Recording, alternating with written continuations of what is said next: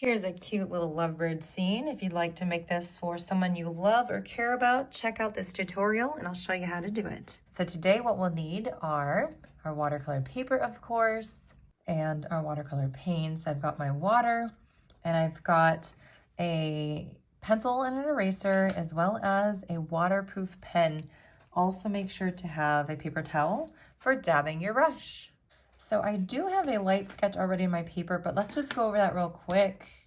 We have our pencil here. We've got our two cute little lovebirds, and it's okay if there's pencil marks. You just have this lovely round shape here. We've got an oval. And so if you're looking at your basic shapes, you've got the oval of the birds coming around here, or it could be a circle, and you can see a triangle shape right here too to connect those birds with those tails. Then we have another triangle and an oval shape.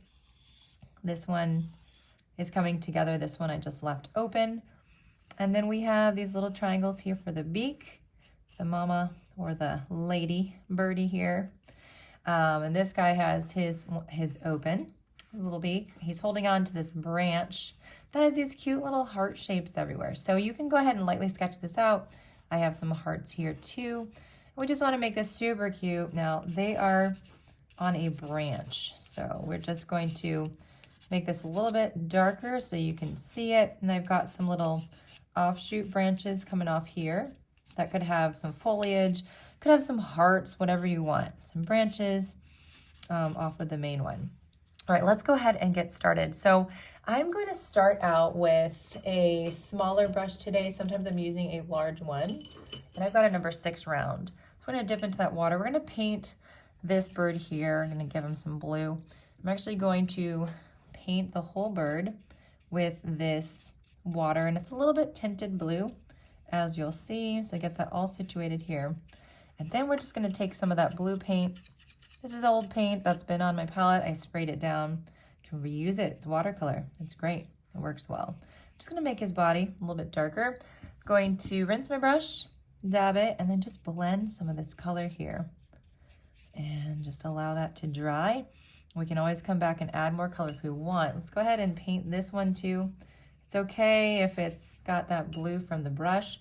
No worries. We're going to add in some purple. For this one, you could make it pink. Just want to do a little bit of a Valentines-y color. So what I have here is kind of a burgundy shade, actually, a little purpley, a little pinkish. And I'm gonna just drop in that color as well and let that spread. This is called wet on wet technique. If you're not familiar with it, it is a watercolor's best friend. We're just gonna blend this out a little bit. And when it dries, we might add in some more colors as well. You can drop in other colors. You can do some purple on this one too, if you want. Whatever you'd like to do. All right, I'm just going to even this out a little bit here, a little bit on the top. And my pencil lines are going to show, and that's okay. And those don't scare me.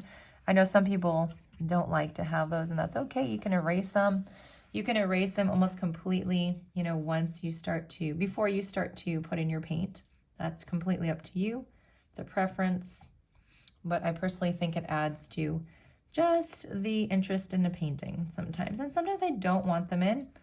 And you can use a friction pen, which is something that can, when you hit it up with a heat gun, it can help you out because those lines disappear, which is really nice. So we'll get all these little hearts in here.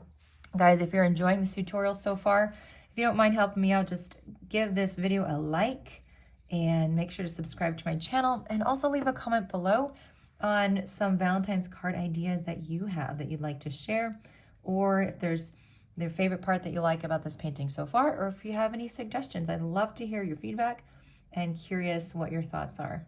All right, so I'm just painting in all these little flowers. I'm used to doing flowers. Painting in all these little hearts. Now this one is bleeding. That's okay.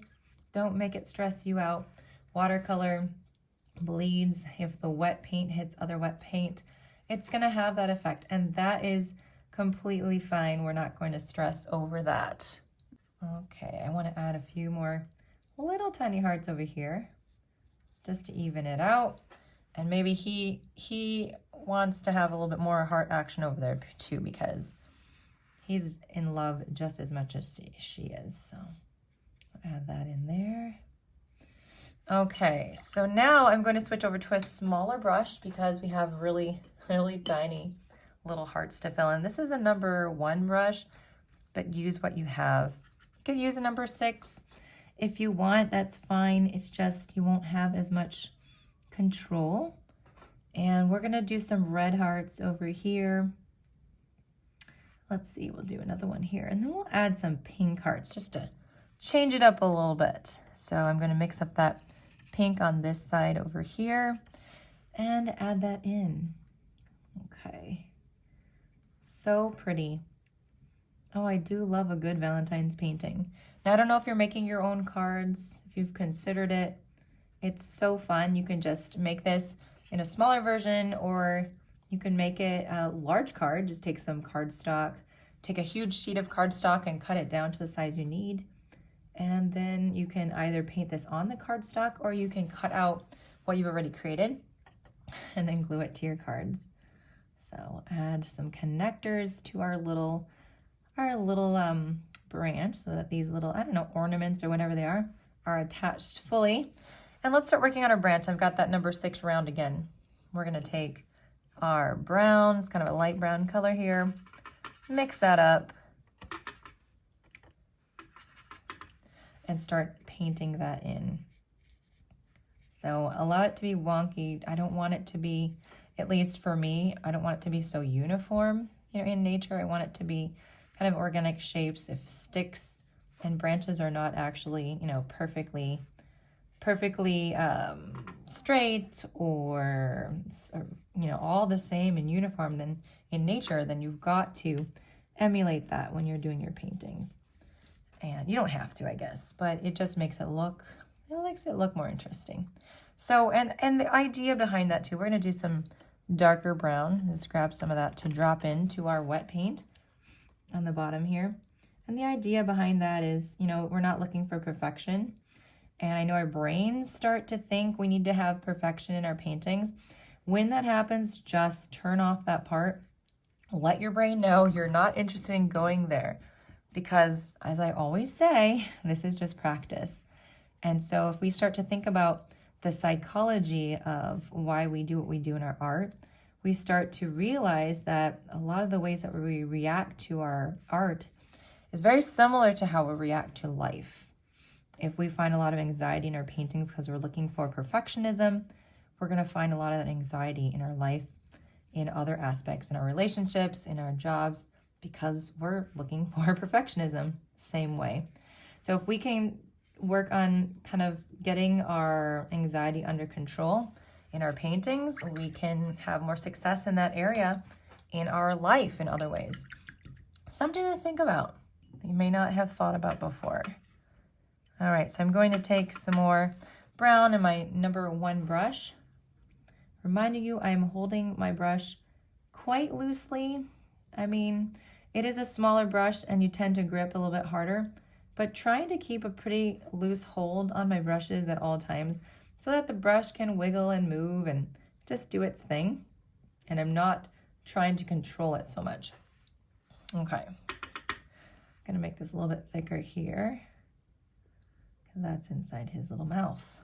Okay, so I'm gonna take that same little brush. We're gonna do a little bit of a bright yellow, this is a cadmium yellow. I think their beaks would be cute yellow. So I'm gonna paint this one in, very easy, very simple. And of course we have our watercolor pen we will use to do the line details later, which will be really fun. Finally, let's do some brown for their little legs right there. And we can always add some feet into maybe with our pen. That might look really good later on. So as that's starting to dry, we can go back in here with some more paint and just start adding in. I want to darken up the belly side of this little bird. And then we can clean off our brush and dab it on a paper towel and just spread some of that paint just to blend it a little bit more.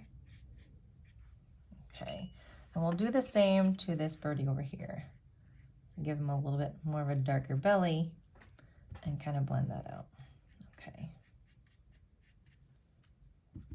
And if we blend it, then we're just not gonna have a harsh line. Darken him up just a tad. There we go.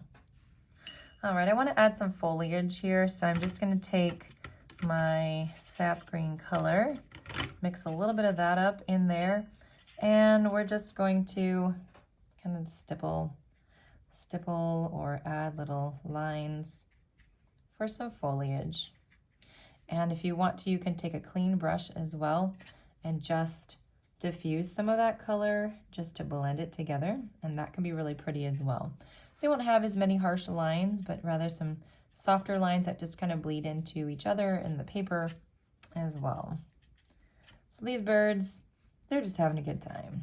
They're experiencing the lovely emotions that come with such a fun holiday that is Valentine's. And I know this holiday is pretty exciting for some people, and others it's not. It's completely opposite of exciting. And so we want to keep that in mind as well, that sometimes Valentine's is a painful holiday, but we do want to find ways to celebrate it for those who would like to. And so making your own card for someone can be quite caring, a caring activity to do and a loving thing to do. People appreciate handmade stuff, guys. They really do. So you can go out and buy your own card, or you can make it. So I'm just, adding this fresh, clean water and just spreading out that color. And look at that. We have some lovely foliage on our trees. So now what I'm going to do is let this dry. We'll come back and then we'll add some more details. So now we're going to go in with our black pen and we're going to start adding in the details. So I've got my little eyes and my little eyelashes for my birdies here. And I just want to outline some of the things. If you don't want to outline every single thing, you really don't have to. The whole point of this is just to get some things to stand out. So I definitely want to highlight my little birds and give them some little feet. We've got some legs here. Put some little feet attached to this branch. Do that for him as well. And then I'm going to outline him too and give them some little details. And sometimes this will just be the finishing touches that you need to transform your painting, giving those little details that you weren't sure how to paint in. Add some little cute wings here to our little birds. And I'm going to outline the hearts as well. And then we're going to do a little bit of a message. And if some of your hearts have bled a little too much and they're gotten a little wonky, no worries. This will help to sharpen up those edges. Now, because this is a waterproof pen, and look at this, I'm not even staying in the lines. I'm just trying to be just playful with this, not worrying so much about staying in those lines. And I think that it gives it a fun, just painterly, cute look. We will write a message on this also for our little lovers, and then add some little wonky lines here. There we go.